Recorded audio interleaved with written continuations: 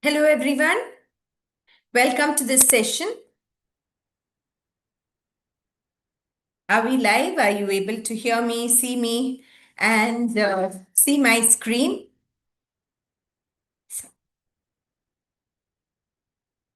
Okay, so let us start. Sorry, please give me a second.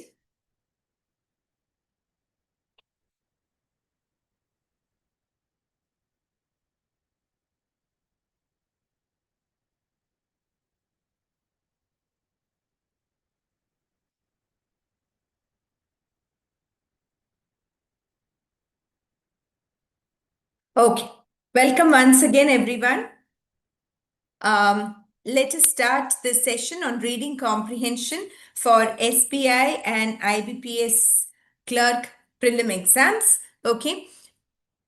Before that, if you have not subscribed to our YouTube channel, please make sure you subscribe because specifically, of course, there are several videos on all subject areas. I know you're all gearing up for the exams. So we have several videos in all subject areas. Hey, Sayog, hi, good to see you again. Yeah. So, but especially in reading comprehension, we have given you lots of basics. Okay. There are several videos out there with basics of reading comprehension, basics of all question types. I'm talking about English. Similarly, you have content for all sections. But specifically in English today, I will not go through the basics of reading comprehension all over again because we have given you, I don't know how many number of sessions on this. They are all available on YouTube. All you have to do is subscribe to our channel, go and search for Bank Prelims Reading Comprehension. You will find lots of tips, lots of suggestions, strategies, approaches, everything. Okay, please do not miss it before the exam. Make sure you go through this to more than anything to improve your confidence. Okay, now I told you that I'm not going to do an intro, but then it's not fair if any of you has not seen, has not watched those sessions. You should not feel lost today, right? Are you able to see my screen? Is my screen still visible? Just a second, guys.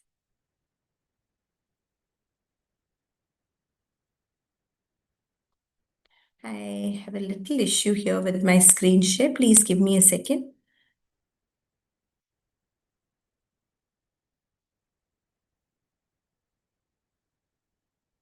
Okay. Yeah. So, yeah, what I was saying is if I don't give any kind of intro, it's not fair to those who have not watched it. You have to go and watch those sessions later. But I'll give you a quick overview because I don't want you to wonder what is happening in the session. So, one basic thing you need to know about reading comprehension is many students have this tendency to think we cannot read the whole passage. So we will look for questions where we can just look at the question and pick the answer from the passage. Never do that. For vocab questions, to some extent, maybe you can do that. However, even for vocab questions, often the vocabulary questions are contextual in nature. Okay, clerk prelims may be vocab questions you may be able to pick. Okay, but any other question, the first thing you need to know is please read the whole passage. Skim through, sorry for the bad writing. Read the passage, skim through. Pen tab is little shaky, but yeah, read the passage, skim through the whole passage before you answer any question. Ideally, even vocab questions you should answer only after reading the passage. So how do you improve the reading speed? By skimming. Okay, so instead of read the passage, I'm just writing it as skim through the passage. and keep the central idea in mind. Do not focus too much on details. Okay, do not try to memorize the details. Understand the author's perspective and understand the idea flow. Hi Vanshi, good to see you. Good evening. Okay, so understand the idea flow, understand the author's perspective. How do you do that? When you see any transition words like but or yet, or when you see any continuation words like moreover, etc., understand that this is going in the same direction, this is going in the opposite direction, right? Anything the author says which reveals a bit of emotion, a bit of sentiment, capture all those words. Okay, understand the author's perspective properly. You don't need to focus on details. You can revisit the passage. For revisiting the passage while reading, you can bookmark the details. What do you mean by bookmarking the details? Just understand. Okay, second para has a lot of details on, let us say, GDP. Now, I cannot memorize all these details, so I will bookmark it. Okay, para 2 has GDP, para 4 has population figures, things like that. Okay, these are certain basic things you need to know about reading comprehension. Then for clerk exams, yes, very often we have basic newspaper level passages on the economy, various things related to India, that is current scenario in India, current affairs, also global news, right? Then in clerk exams, we have also seen fiction appear, right? So we have a sample of all these questions for you today. In the meanwhile, my eyes are on the chat box, dear students. Please keep asking me any queries, any doubts, please do share with me because that will make the session more useful. Yeah, any questions for me on reading comprehension? So far, I have given you the basic tips here. Uh, Reading comprehension is not an area to be feared. It is a highly scoring section. Question selection is important. Once you read the passage, nobody is holding a sword at your throat and saying you have to answer all the questions. Choose questions intelligently. Question selection is a very important part of your strategy. Okay, these are the basic things I want to tell you. I'm checking if there are any questions. Any questions for me, children? Students, any questions at all, please feel free to ask. Not feel free, I would be happy if you ask me. Okay, let us start. Yeah. Let us read the first passage. Okay. Read the passage carefully and answer the questions given below. Some words or phrases are printed in bold. Very often we have words or phrases printed in bold, which means that there will be vocabulary questions based on those. Okay, fine. That is the pattern that we have here. Let us read this passage. A decade ago, see, when you see things like this, don't immediately assume that it is a very recent passage. Okay, we never know, so you don't have to assume anything. Unless you get indicators that the context is 2026, don't immediately start making such assumptions. A decade ago, the heads of 147 governments convened together to discuss the United Nations Millennium Development Goals and pledged that they would have the proportion of people on the earth living in abject poverty by 2015. Okay, so this is not a very recent passage. Okay, that doesn't matter. Heads of 147 governments convened to discuss the Millennium Development Goals and pledged that they would halve the proportion of population on the earth living in poverty by 2015 using the poverty rate in 1990 as a baseline. Okay. By those standards, I'm going quickly. If you have any doubts, please ask me. Why am I going quickly? Because I want to show you how to comprehend it in the exam. Okay. It was the first of a litany of worthy aims. Litany is a long list enshrined in the United Nations Millennium Development Goals. So, what is the first in the Millennium Development Goal list? This to halve the proportion of people living in abject poverty by 2015. Many of these aims, such as cutting maternal mortality, so those are the other goals, okay? By 3/4, maternal mortality, death of mothers as a result of maternity and pregnancy and delivery, right? By 3/4, and child mortality by 2/3 have not been met, okay? Unfortunately. But the goal of halving as a verb, poverty has been means what? It has been met. Indeed, it was achieved 5 years early. So by 2010, that you can infer, right? The goal was to remove or half the number of people living in abject poverty by 2015, but it was achieved by 2010. In 1990, 43. So 1990 was the baseline, right? For baseline means what you compare with, the standard. 43% of the population of developing countries lived in extreme poverty, then defined at that point as subsisting on $1 a day. Okay. The definition of poverty in 1990 was living on $1 a day. The absolute number was this much. Okay, run. Don't start reading all the billion, million. You know that in para 2. Para 2, there is some statistics on poverty in 1990 and then how it evolved. Okay, so by now I am going to show you how you run through statistics, how you skim through statistics. So don't wonder what is she doing. Okay, so this is 1990. The absolute number was this. By 2000, the proportion was down to a third. 2000, it reduced. By 2010, it was 21%. The poverty line was then $1.25. Okay, so dollars, $1 in 1990. By 2010, it was $1.25, the poverty line. The average of the 15 poorest countries own poverty lines in 2005 prices adjusted for. Okay, so this figure was the average of the poverty lines of the 15 poorest countries. The global poverty rate had been cut in half in 20 years.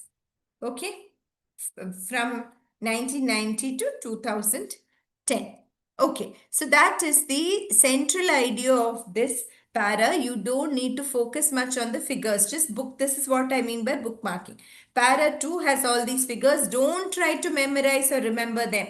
Okay, many students ask me, ma'am, how do we memorize quickly? We waste a lot of time in memorizing. You don't do that.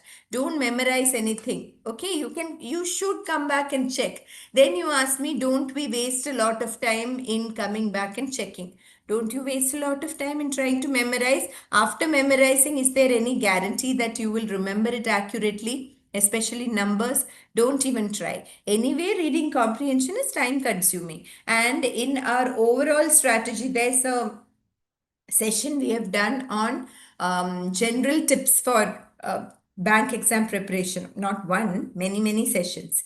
Okay, preparation for the English section. So we have said that you should first do questions like closed test, where you can get several questions in one go and it is vocabulary, so not very time consuming. Then you should probably do grammar questions and then come to reading comprehension.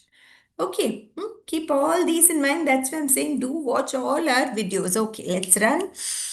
Poverty is easy to spot but hard to define. Okay. America sets its poverty line at $11,490 of income per year for a one-person household, or just over $30 a day. Any income below that amount is judged inadequate for the provision of fundamental wants. That is why they've set that limit. Don't learn all these figures by heart. other rich countries, so US is also considered a rich country, right, set their poverty lines in relative terms. So an increase relative to their scenario, okay. Increase in the incomes of top earners results in more poverty. Okay, so here it is absolute terms, right? This is the figure for poverty line, but in other countries, the poverty line is relative to the overall incomes in their country. Did you understand? This is an absolute figure. US has an absolute definition of poverty line, but other countries it is relative to the overall incomes. So an increase in the incomes of top earners results in more poverty if everything else is held constant. Understood that? Any doubts here? As the income of top earners increases, the average income increases. So if it is relative, the poverty figures also, more people will come under that poverty bracket. This figure is arrived at, oh, sorry. The threshold for dire poverty in developing countries is set much lower. Okay, developing countries, the poverty line, as we know, see, this $30 a day in India would be what a rich person earns, right? This figure is arrived at, sorry, at $1.25 a day of consumption rather than income. In many developing countries, apparently, poverty line is defined not in terms of income but consumption.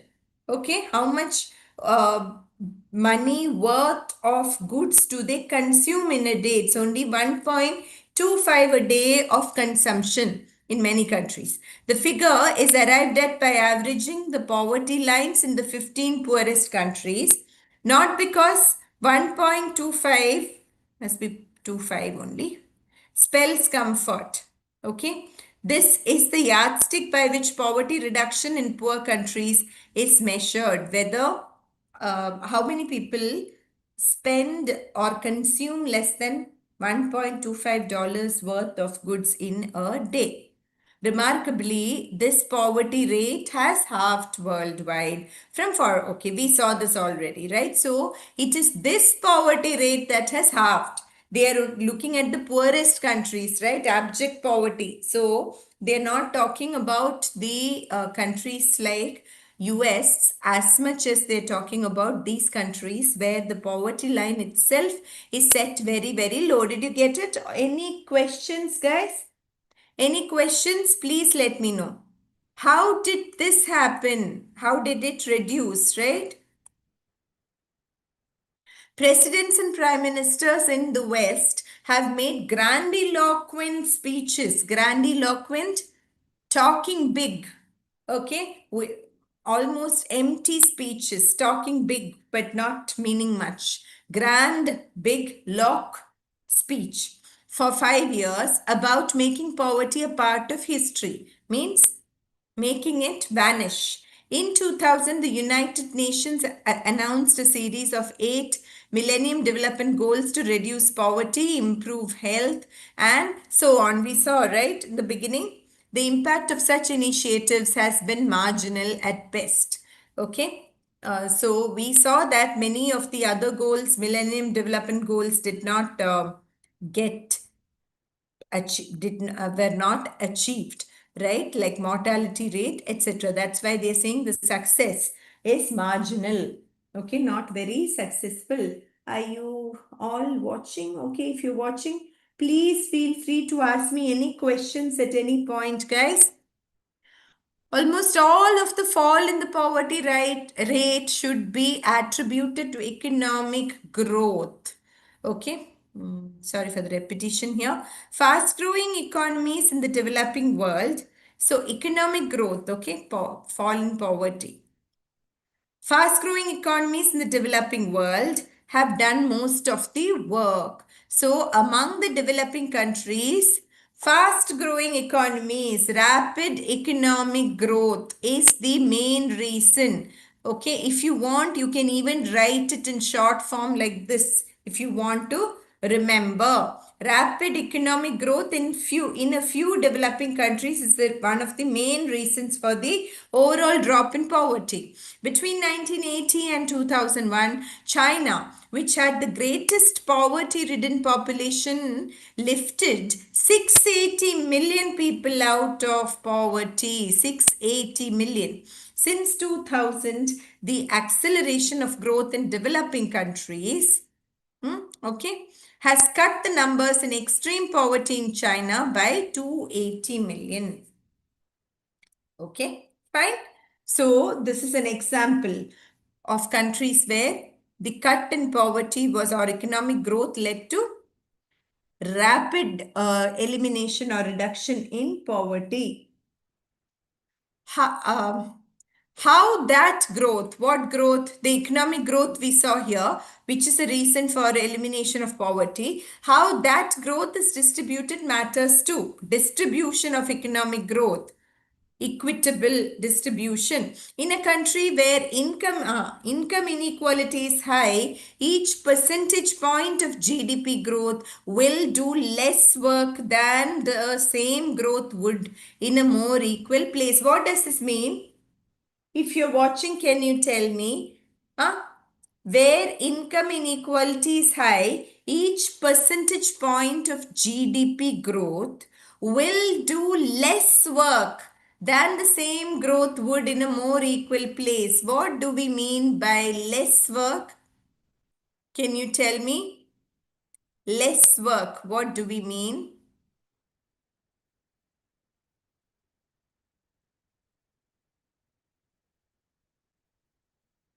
Any idea? Can do less work.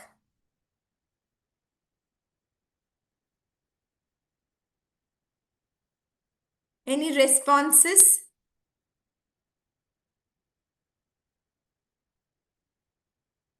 Yeah? I'm asking a question. If you're watching, can you please respond?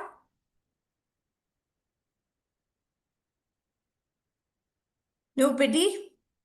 Okay. How that growth is distributed matters to us. So we saw, what does this mean? It will do less work than the same growth would in a more equal place. Few. So I can only see few. In your response, what do you mean? Can you elaborate a little? I would like this to be your answer actually. That's why I'm asking you, all of you.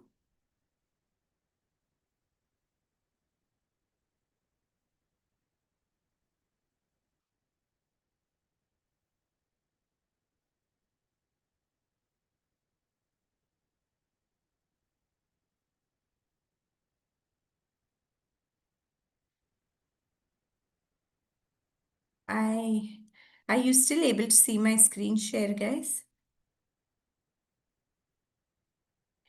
I hope you're able to see it. I have a comment here which says some parts of work. Some parts of work. No, it's not like that. What work are we talking about? That was my question. What work are we talking about? Yeah, that was my question. The work of removing poverty. When the inequality is very high, each percentage point of GDP growth will do less work, means will be less effective. Yes, less returns, as in it will be less effective. Each percentage point of GDP growth will be less effective in removing poverty than it would in a more equal place. Okay, when there is more equality. Understood? Okay. This is great news. What is great news? The alleviation of poverty is a great news. Unfortunately, not about inequality. Unfortunately, taking the remaining billion people above the threshold will be harder. Okay, will be harder. Taking the remaining billion people above the threshold of abject poverty is going to be harder, though this much has been achieved. The next country that should move millions of people across the line will be India. Yeah, since China has already managed to do it, India is the next in line. Okay. Whose economy has slowed. Economy has slowed. India's economy. China's economy, we are saying, managed tremendous growth. But here, see, I don't know which period they're talking about. So don't worry about that and don't start saying, no, no, now the growth is this much. No, just read what is written in the passage. Okay. Then it will be the turn of sub-Saharan Africa. So India is the next in line probably because of the size of population. Then sub-Saharan, under Sahara, okay, Africa. By 2030, two-thirds of the poorest will be in fragile states, fragile, weak states like Congo and Somalia, where it will be hard for domestic governments or foreign agencies to help. Okay. So once India and sub-Saharan Africa, these countries manage to eliminate poverty, there'll be certain fragile states like Congo and Somalia which will be left, and there this will be the toughest. That is why here they are saying that taking the remaining billion people above the threshold will be harder.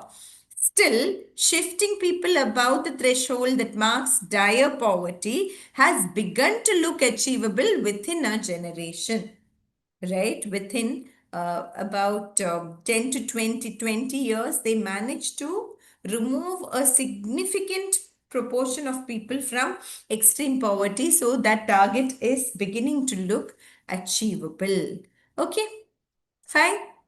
Easy passage, right? Nothing very complex here.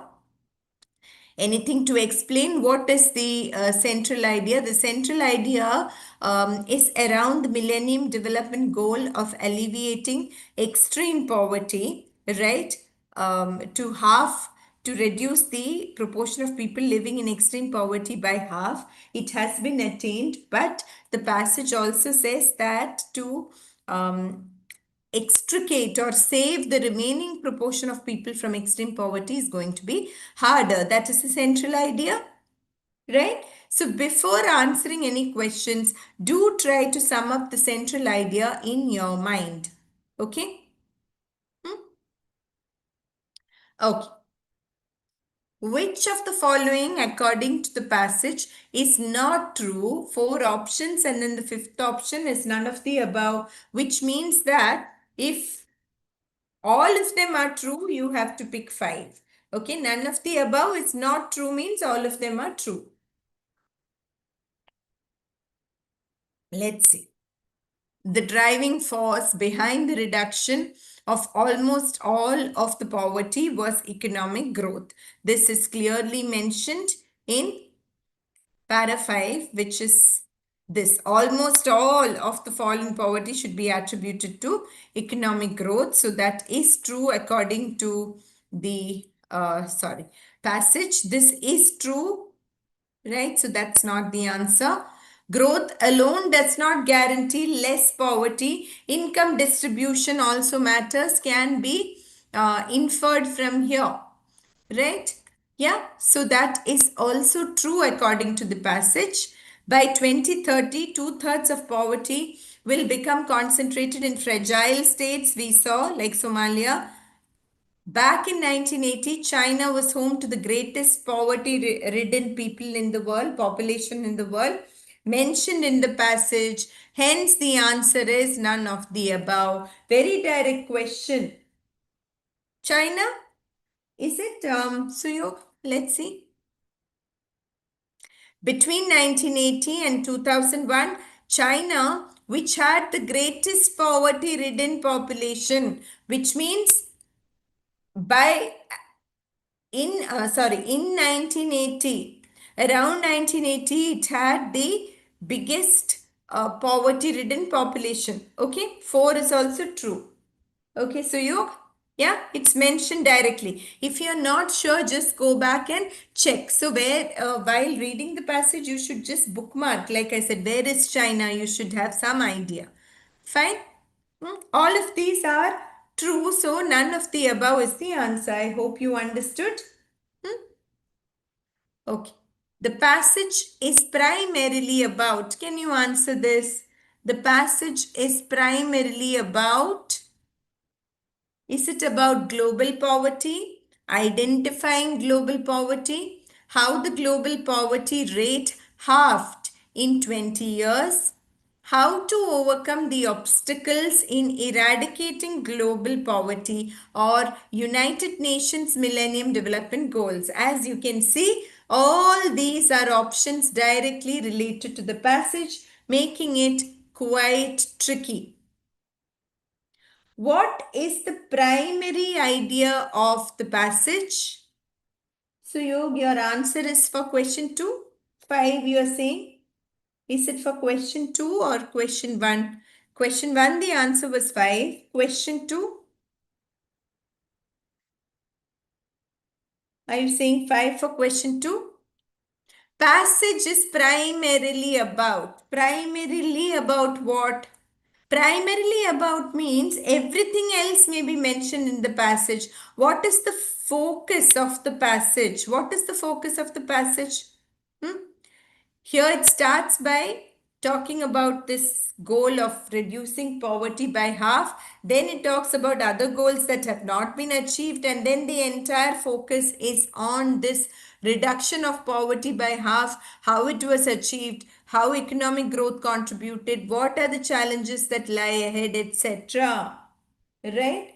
If your answer was to question 2, Suyog, you need to know primarily about means the biggest proportion of the passage is dedicated to what? Biggest proportion of the passage is dedicated to what? Look at that. Otherwise, global poverty should be the answer. No, the theme is global poverty only. But look at the passage. What are we talking about? Can you refine your answer, change your answer, Suyog? Do you want to? And others? Others, are you not watching, guys? Please jump in with your answers. All of you, those who are watching. Okay, primarily about global poverty is very, very general. What aspect of global poverty is such a vast ocean? What aspect of global poverty? Identifying global poverty. The passage says it's very easy to spot poverty, but very difficult to define it and by implication to control it. That's not the central idea. How the global poverty rate halved in 20 years. Is this not correct? Is this not correct? Global poverty, of course, abject poverty, but how it was, isn't that the focus, Suyog? Isn't that the focus of the passage? See how much of the passage is dedicated to that. This first para itself, most of it is dedicated to that, and then everything is about this, right? So it is not okay. How to overcome the obstacles in eradicating global poverty? No, that has not been discussed in the passage. United Nations Millennium Development Goals is a very, very general thing, right? That is not the central idea. That is a secondary idea which just gives a background or context. Okay, so Yog, if you may, if you picked this as the answer, that is not the primary idea. You need to understand what we mean. Simply put, it is just looking at the space that is dedicated to each of these. You can understand what is primary and what is secondary. I hope you have understood. I hope it is clear. If not, please ask me. Okay. The author of the passage is likely to agree with which of the following. Okay, so that is based on what is given in the passage. It is not easy to define poverty mentioned in the passage, right? It's easy to spot but not easy to define mentioned in the passage. So author will agree. with this, it is easy to define and spot poverty. No, it is easy to spot poverty, not easy to define poverty. It is not difficult to identify poverty. Yeah, it is easy to spot. So C is correct. Everything is based on that one sentence. Okay. It is not easy to define and identify poverty. Again, identifying is easy. What does the passage say? Spotting is easy. Defining is difficult. So, A and C are correct. Okay. Easy, no? Direct question. Which of the following best describes the pledge taken by the heads of the governments who convened together to discuss the United Nations Millennium Development Goals? What was the pledge taken by? They had many other goals, but in the light of this passage, what was the specific pledge that was taken? Pledge that they would halve the proportion of people on the earth living in abject poverty. That was the pledge. Very direct question. Correct? To make the world a healthier place. Correct? No. Safer place? No. We are talking about the pledge. Okay? Cut in half the global poverty rate. Yes. To eradicate poverty completely. Have they pledged that? No. None of the above, no, since 3 is the answer. Okay, very good. Suyog, yeah, I just saw your answer. Excellent. Very good. Correct. Which of the following has helped reduce extreme poverty in China since 2000? Here, China's economic growth contributed, right? China's economic growth contributed. Then what happened? Yeah. Here, and also acceleration of growth in developing countries also contributed. Both these contributed because probably because of imports from China, right? All these countries would be importers from China probably. Okay, so now let us see. Better public services not mentioned. Cash transfer programs, whatever that is, not mentioned. Acceleration of growth in developing countries, yes, mentioned. New poverty reduction policies, you may think that is the answer, but that is not specifically mentioned. Economic growth and acceleration of growth in developing countries. These are the two things that are mentioned, right? Okay. Hence, the answer is 3. Okay. Yes. Yes, so Yog, you got this also. Very good. Which of the following Millennium Development Goals have not been achieved? Remember, in the first para they've given which have not been achieved. Lowering of maternal mortality by 3/4. Yeah, that has not been achieved, right? It is mentioned. If you're not sure if it is 3/4 or something else, please go and check. This has been mentioned that it has not been achieved. Cutting in half the global poverty rate has been achieved. Reducing child mortality by 2/3 again mentioned. So A and C. Very easy. Yeah, 3 again. Yes, Suyog, you got it all right. So, direct questions like this you can answer. But see, if you did not read the passage, suddenly, where will you go and look? You won't even know where to go and look. Millennium Development Goals is mentioned, but it's going to be very, very, very difficult to go and check like that. Okay, it's always better to read the whole passage quickly, skim through it. Select the words most similar in meaning to the word given in bold, fragile. So here they are talking of fragile nations, so weak nations, right? Somalia, etc. Hence, what is the synonym? We have a direct synonym here, weak. Weak, right? Robust and strong and sturdy are antonyms of fragile, opposites of fragile, and tall is unrelated, fragile is weak. Okay, fine. Select the words most opposite in meaning to the word given in bold. Achievable, achievable opposite, come on. Achievable opposite. Achievable opposite. Achievable opposite. Achievable opposite. Achievable opposite. Achievable opposite. Achievable opposite. Achievable opposite. Achievable opposite. Achievable opposite. Achievable opposite. Achievable opposite. Achievable opposite. Come on. Can you tell me? Achievable opposite.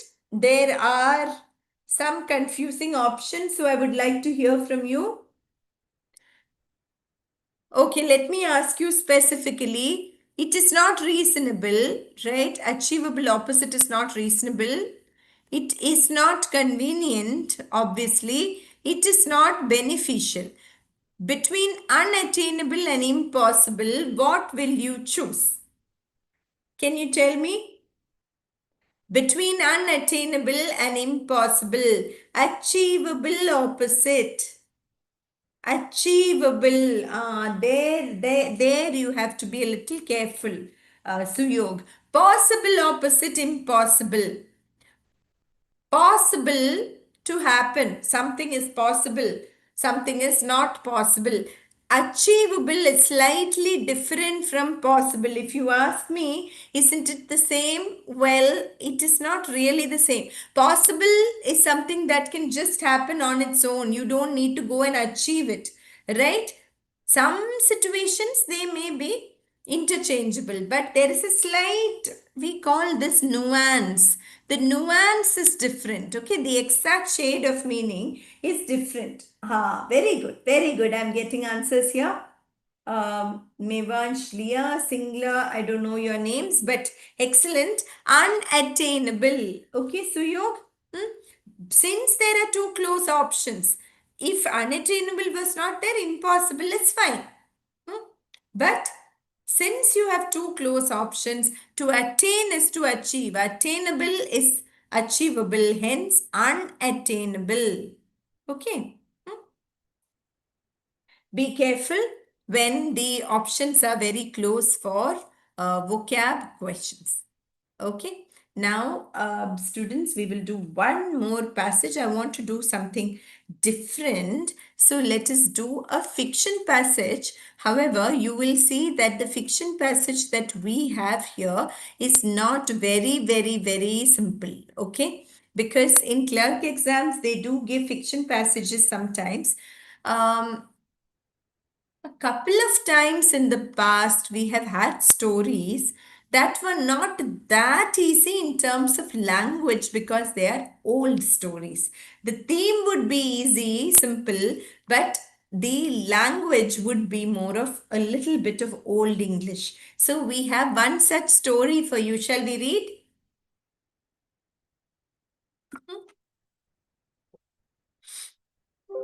This is specifically because we have had stories in the past where the language was like this. Okay. Clerk exams, we always say passages are very easy, but the questions were very, very direct in those stories also. But the passages, I wouldn't say were exactly easy. So, shall we do? Okay. Thanks, Suyo. Let us start. Okay. One sunny afternoon in the autumn of the year 1861, autumn season, a soldier lay in a clump of laurel. Laurel, you know what it is? It's a bush. Okay, laurel.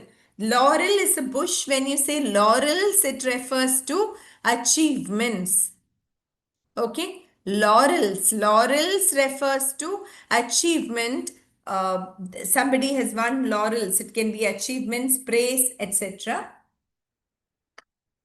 But laurel, as in singular, is the name of a bush. Okay, my video seems to have disappeared. Are you able to see me now? Hope you can see me again. So a soldier lay in a clump of laurel, means a bunch of laurel, bush. Okay. He lay at full length upon his stomach. Please try to visualize his feet. Visualize while you read, but read fast. His feet resting upon the toes. Okay. He's lying down with the toes on the ground. His head upon the left forearm. His extended right hand loosely grasped his rifle. Quickly read all this. But for the somewhat methodical disposition of his limbs. Okay. Methodical disposition means methodical is systematic. Here we can say neat or tidy. So his limbs, his hands and legs are neatly arranged. Okay, and a slight rhythmic movement of the cartridge box at the back of his belt. So he has a rifle, so there's a cartridge box. If his cartridge box at the back of his belt is moving rhythmically, what does it show? Why is it moving? He's lying on his stomach. Why is the cartridge box on his belt moving rhythmically? Huh?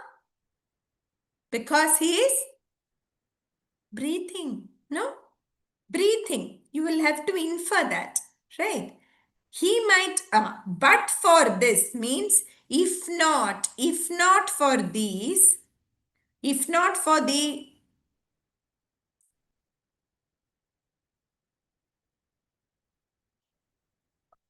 what happened?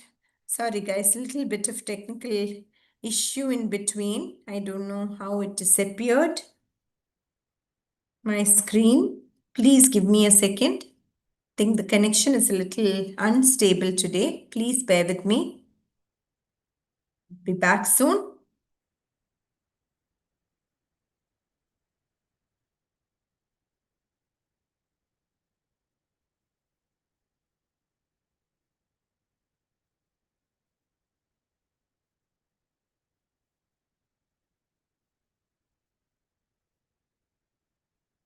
Are you able to? Yeah.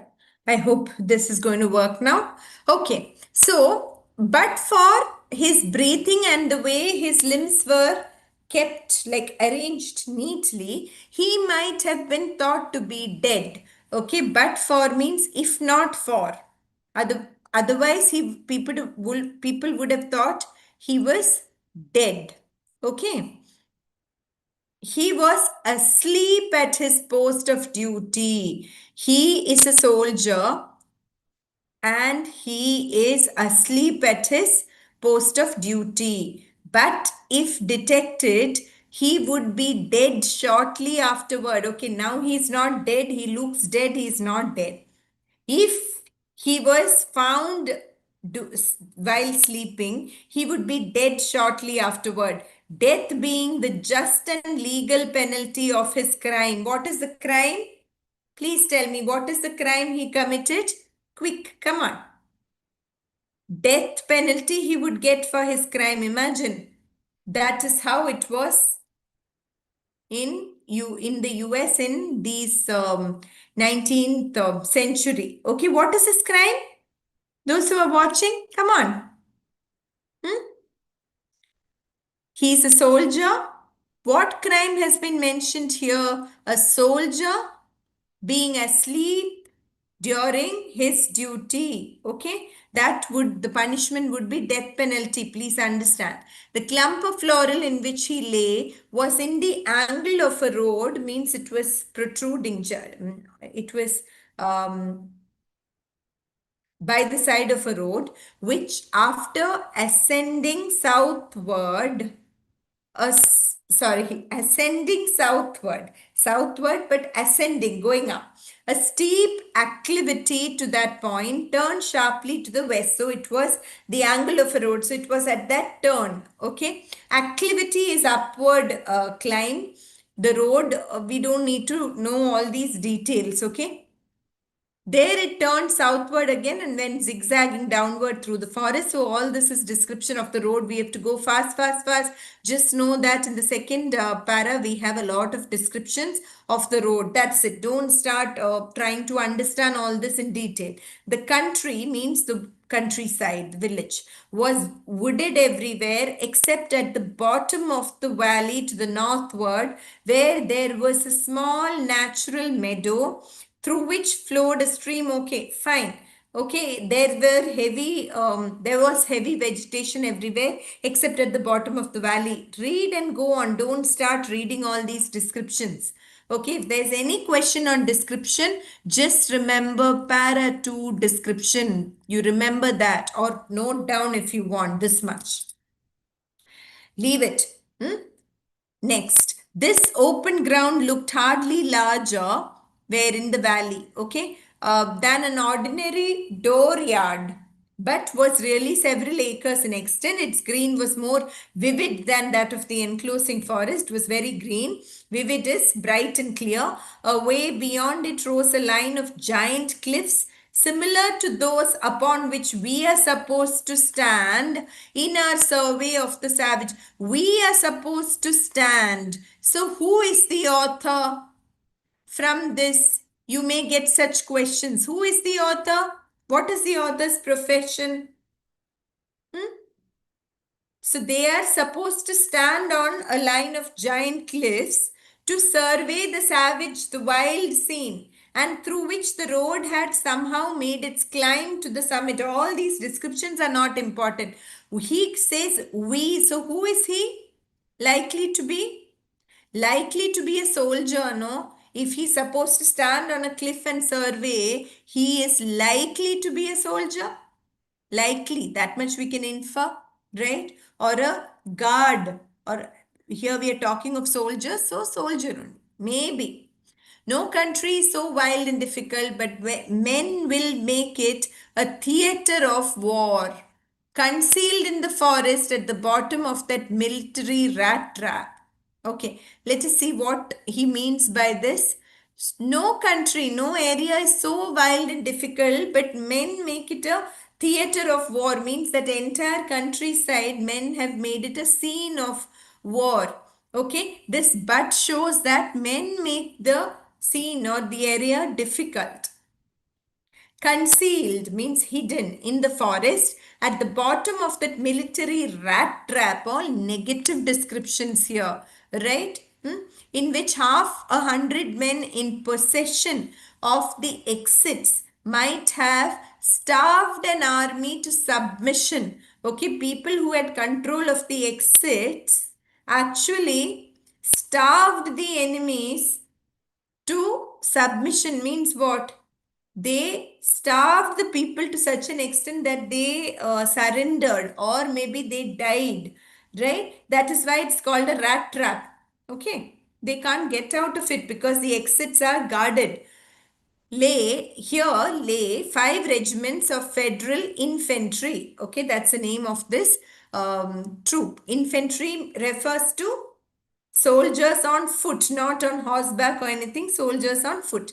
They had marched all the previous day and night and were resting. At nightfall, they would take to the road again, climb to the place where their unfaithful sentinel now slept. So, sentinel is watchman, guard. This man is supposed to stand guard on behalf of all these people. The others are all sleeping. Okay. And descending the other slope of the ridge, fall upon a camp of the enemy at about midnight. Okay. So when it is night, they will go and attack the enemy. You have to run through these details. Their hope was to surprise it. Who is it? Camp of the enemy, for the road led to the rear of it, backside. They wanted to attack the enemy camp through the backside. Understand the important details. In case of failure, their position would be perilous in the extreme. Perilous, risky, dangerous. And fail they surely would, should accident or vigilance apprise the enemy of the movement. Did you understand?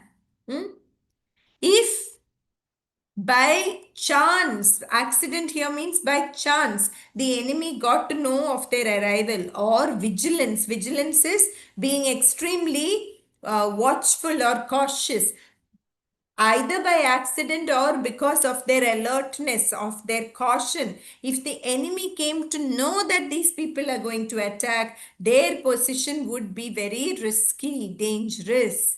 Got it? The sleeping sentinel in the bundle of laurel, now we are talking about him, was a young Virginian named Carter Drews. That now we know the name of the sleeping soldier. He was the son of wealthy parents, an only child, and had known such ease and cultivation and high living. What does cultivation mean here? Come on. What does cultivate? Normally, cultivation means agriculture. What does cultivation mean here?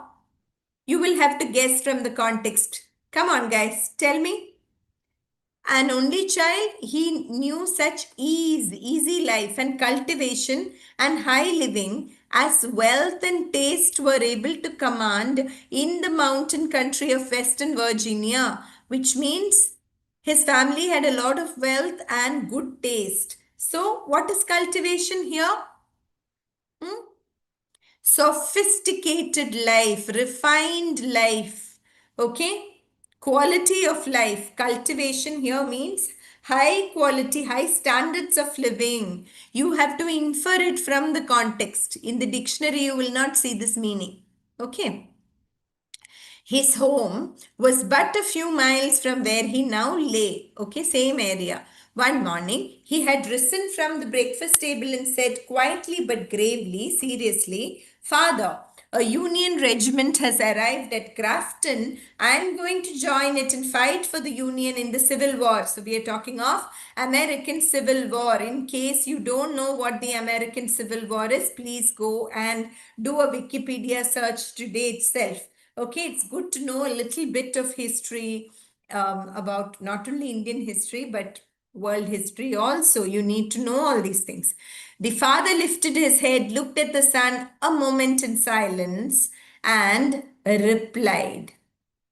Okay, he lifted his head, looked at the son a moment in silence. Well, go, sir, and whatever may occur, do what you conceive to be your duty. Okay? Whatever happens, do your duty. Virginia, to which you are a traitor, must get on without you. Okay. Should we both live to the end of the war, we will speak further of the matter. What do we understand by this? Huh? This union is fighting against Virginia. He belongs to Virginia, but he is betraying Virginia. He's probably fighting for the enemy. Traitor is one who betrays, shows disloyalty. Right? Betrayal. So, should we both live to the end of the war? We'll speak further of the matter. What does this show? Is the father happy about this guy's decision? Tell me. Father does say you do what you think is your duty. Okay? Do what you think is your duty, but is he happy about this decision? Probably not, because you are a traitor. If both of us live after the war, we need to talk about this. Okay? Your mother, as the physician has informed you, is in dash. So the doctor has informed that the mother is in what? She's in a bad shape, right? Ill health. At the best, so there's a blank there. We have to find the word later. At the best, she cannot be with us longer than a few weeks, but that time is precious. So it's a very difficult time. He's the only child of these parents, and his mother is probably on her deathbed. At that time, the son wants to leave. It would be better not to disturb her because she has only a few days to live. So Carter Drews, bowing reverently, respectfully to his father, who returned the salute with a stately courtesy that masked a breaking heart. Okay, stately courtesy is a very dignified bow.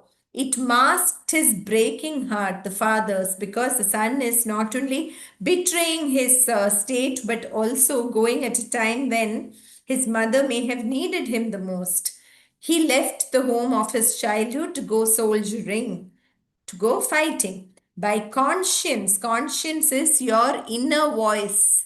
Okay, all of us have an inner voice, right? Even when nobody is watching us, our inner voice tells us what is right and what is wrong. That's called our conscience. By conscience and courage, by deeds of devotion and daring, he soon commended himself to his fellows and his officers. Commended himself means they commended him. Commend means to praise. He won the praise of his equals and his officers, the higher ups. It was to these qualities and for and to some knowledge of the country that he owed his selection for his present perilous duty at the extreme outpost. Did you understand?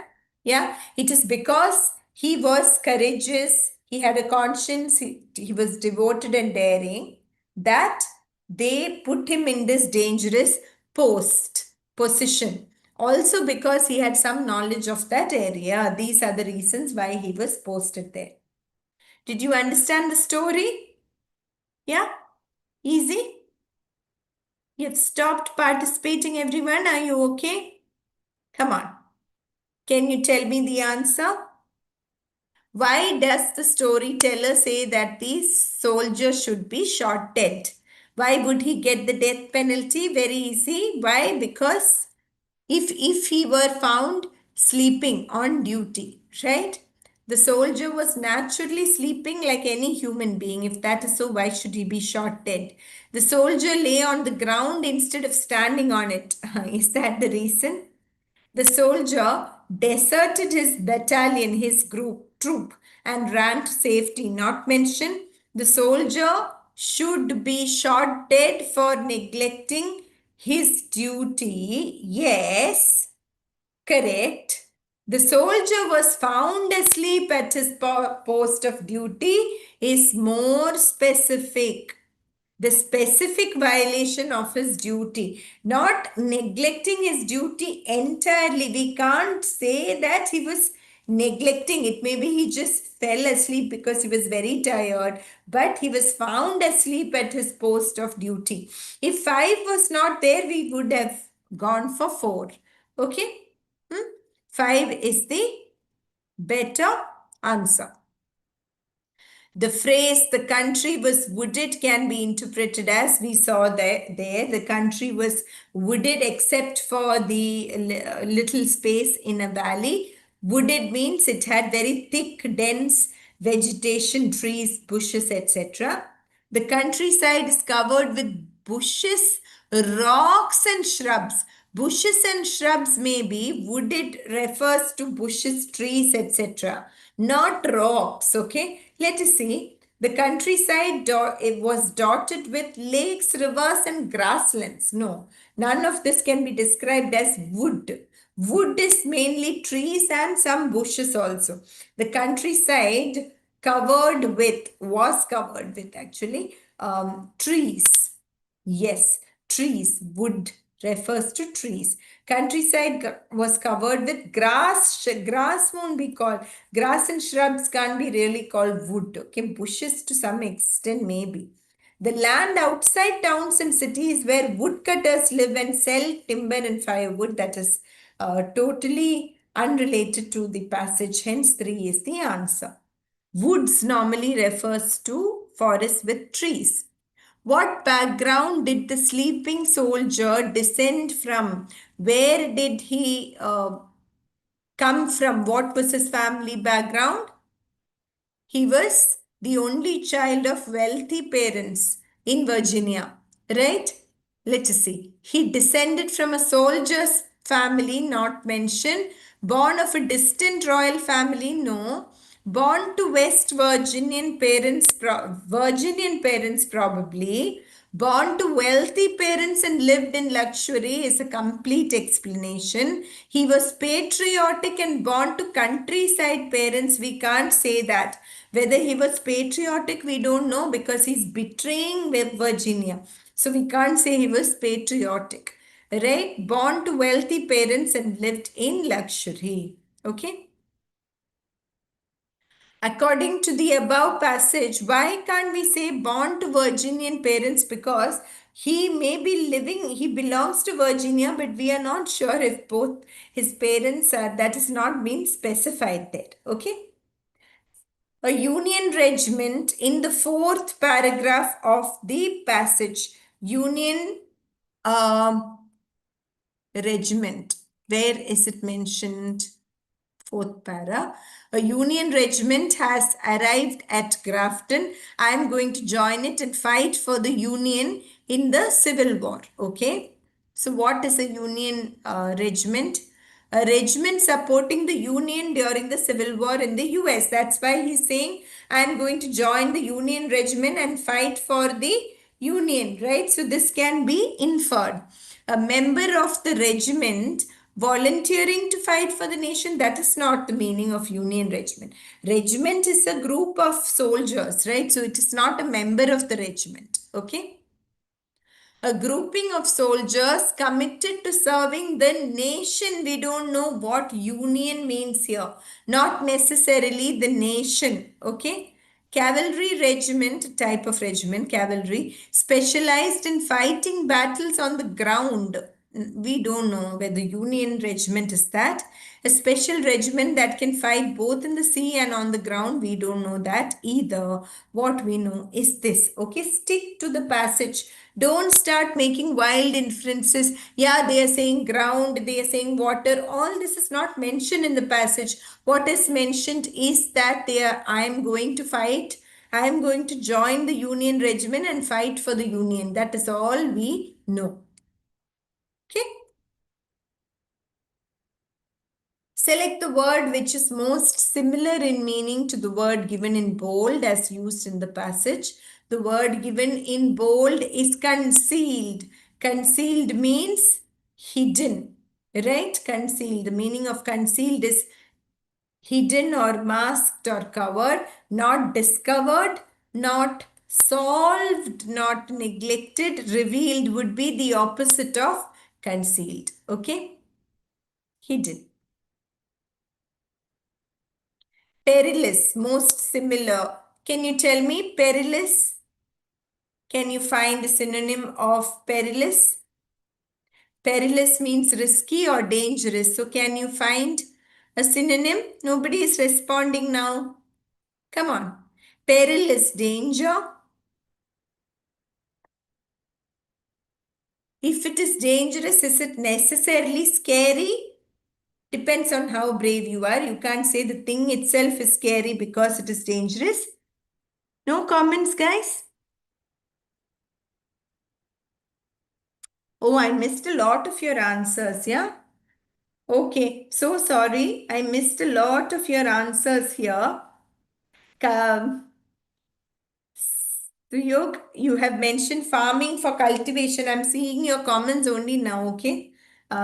You understood, no? Cultivation in this passage means refined, okay? Not, and I missed all your answers, Khalis, Bhavna, so many people have mentioned. Now I'll see your answers, I think, guys. So you can post your answers. Um, Perilous, Bhavna, are you saying one for perilous? So Yog's answer 4 is also for perilous only. Now I'm able to see all your comments, okay? If something is risky or dangerous, it is not necessarily scary, especially for people like soldiers, right? You can't say that just because something is risky, it need not be scary. Arduous is difficult, okay? Very tiring, strenuous, difficult, not perilous. Mystery, no. Mysterious, no. Hazardous. What is a hazardous substance? Hazardous substance is a dangerous substance. Hazardous means dangerous. Onerous is like arduous. Again, very, very difficult, burdensome. So, hazardous is the answer. Ah, there you go. All of you have got the answer now. Bhavna, Harshit. Now I can see your comments, guys. I was wondering why nobody is answering. Okay. That was some glitch there. When the son announced his decision to his father, okay, you know that sentence. What can be inferred from the father's answer? What can be inferred from the father's answer? Can you remember, right? What the father's answer was? Yeah, he was saying, okay, you are a betrayer, but do what you think is your duty. And mm, if both of us are alive after this, we need to talk. That is what his response was. So, can you give the answer to this one? Please look at the options carefully. Which of the following are true? Druce's father. Yeah, okay. So, Yog, you are saying both 2 and 3. 2 and 3. Khalisa is saying both 1 and 2. Okay. 1 and 2 or 2 and 3? Let us go back and see.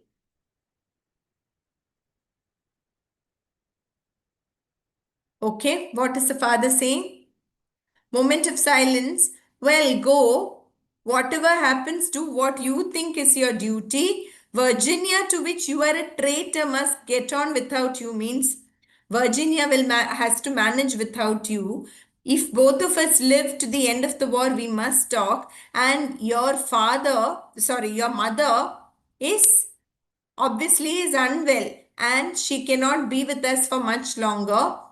But that time is precious, so it would be better not to disturb her. What does it mean? Why do you want to go at this time when your mother is almost in her deathbed? And then he bowed with a broken heart. Okay? So now let us come back and see. Bhavna, you are saying only two. Only two, is it? Okay, let us see all the options. Druce's father was against the idea of the son joining the Union regiment. Not correct? Not correct? Why not? He's calling his son a betrayer. He's saying, well, go then. But you are a betrayer. If you come back, we have to talk. And your mother is in her deathbed. This is a precious time. It's better not to disturb her. What does it mean? He doesn't want him to go. Okay. Did you get that? Did you get that? His father was against the idea of the son joining the Union regiment. Definitely. For many reasons. For him being a betrayer and for him uh, not being around when his mother is unwell. The father was staunchly reserved. Staunchly reserved means he is not really saying much. He was strong, like here. He returned the salute with a stately, very dignified bow. Okay, that master breaking heart. And he's not saying much. He's not making a big fuss and saying, how can you do this? He's trying to be in control of his emotions. He is reserved. Okay, yeah. And he respected the duty to family. Definitely. He thinks his son should do his duty to his mother. One is correct, two is correct. The father was proud that his son has joined the army. How can we say that? How can we say that his father was proud? Where is pride? Do you think he was proud? Father was heartbroken. He was upset. But go and do what you think is your duty. I cannot stop you. I don't think we can say that he was proud. Pride is never there. Okay? 1 and 2. So, Khali Sabtul got this right. Yes, 1 and 2. Okay? Both 1 and 2. You have to understand the tone accurately, yeah, for such questions. In fiction especially, you need to understand the tone. If you think such a question is confusing, just leave it. Don't take blind guesses. Okay, in fiction, if you're not sure of the tone in a particular situation, then don't just blindly guess. Yeah. Select the word that is the most opposite in meaning to the word of the to the meaning of the word given in bold. The given word is commended. Commended means praised. So what is the opposite of praised here? Can you tell me? Opposite of praised? Yeah. Opposite of praised among the words given here. Yes, Harshit, is your answer to this question? I'm not sure. Opposite of praised? Come on. Yes, absolutely. So, Yog, Harshit, also, if you have given the answer to this question, absolutely opposite of praised is criticized. Very good. Not celebrated, that is similar to commended. Endorsed is supported. Provoked is to, to instigate somebody. No, flattered is similar to praised. So criticized is the answer. Now, the phrase theater of war as mentioned in the third para means what is the mention there? That the place itself was not so bad, but man, no country is so wild and difficult, but men will make it a theater of war, means a scene of war, and they are talking of how it was like a rat trap, people trapping others, right? So let us look at the options. Can you give the answer? Have you found the answer? Somebody put the answer. I couldn't even read their name. Somebody put the correct answer and then now it's disappeared. Can you put it again? That was the correct answer, but now I cannot see it. And I didn't see the name also. The phrase a theater of war, what does it mean? The entire land, sea, and air area that is or may become involved directly in war operations. That entire region has been made a scene of war. Possible, let us see. A theater is an area in which important military events occur or are progressing. Can we say that? That is the meaning of theatre? No.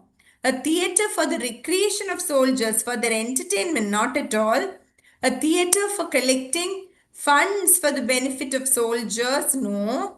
A theatre that plays movies on war? Not at all. Very easy to eliminate, right? Theatre here means that dramatically man has changed that entire space into a region of war. That is what is implied by one. And very good, Khalis Abdul and Suyog. Excellent, excellent one. Yes, Khalis, no need to put a question mark. You are absolutely right. And the last question for today. Fill in the blank based on the information in the passage, and it should be grammatically correct also. Okay, so the blank is about the mother, the physician. Your mother, as the physician has informed you, is in a very bad state, right? Is in, can you pick the answer? Okay, Bhavna, your answer is for this, right? Is in bids farewell to her brave son. No, the doctor, and grammatically also it's wrong. And what would the doctor say? Absolutely, Bhavna, you're right. In a most critical condition, absolutely. In was bedridden for many years. No, that in changes the answer. In had left for, she's already dead. Heavenly abode means she's already dead. No, and it doesn't go with in. In was proud of her son. No, and the doctor wouldn't say this. In a most critical condition. Yes, Yog, you got it right. In a most critical condition. Absolutely. Okay. So we have done two passages, one fiction and one non-fiction. Hope you got some tips. Do pay attention to the tone of the author. Some of the mistakes you made were regarding the tone of the author. Also, focus on the central idea of the passage. Okay, some questions related to that also some of you missed. So for any passage you need to focus on the central idea. Do not spend too much time on the details while answering the questions. You can go back and check. Okay, any more questions for me in general on reading comprehension? Any more questions? Please let me know. Thank you very much to those who participated. Your responses really helped the session, because when you give a right answer, I know how much you have grasped, but when you give a wrong answer, that also helps a lot. Okay. Thank you. Shall we wind up then? Okay. Okay, everybody. Thank you. All the best. Good night.